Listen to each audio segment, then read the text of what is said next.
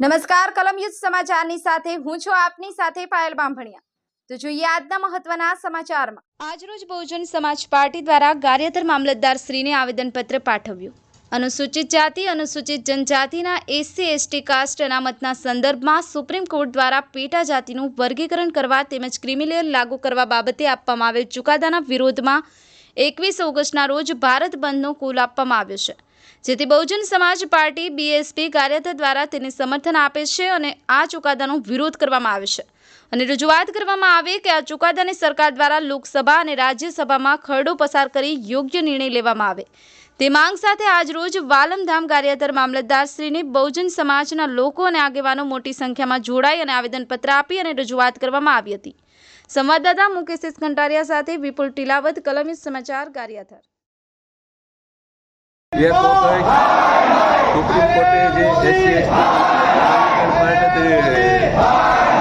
લાગુ કરવા માટે જે કાયદો બનાવીને ચુકાદો આપ્યો છે તેના વિરુદ્ધમાં બહુજન સમાજ પાર્ટી અને અનુસૂચિત જનજાતિના અલગ અલગ સંગઠનો દ્વારા ભારત બંધને સમર્થન આપવામાં આવે છે અને આ કાયદાનો સખત વિરોધ કરવામાં આવે છે અને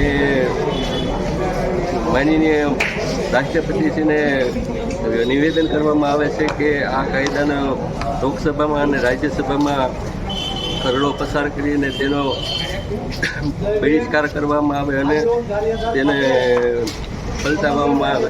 એટલે આ માટે બધાએ સામાજિક સંગઠનો બહુજન સમાજ પાર્ટીને અલગ અલગ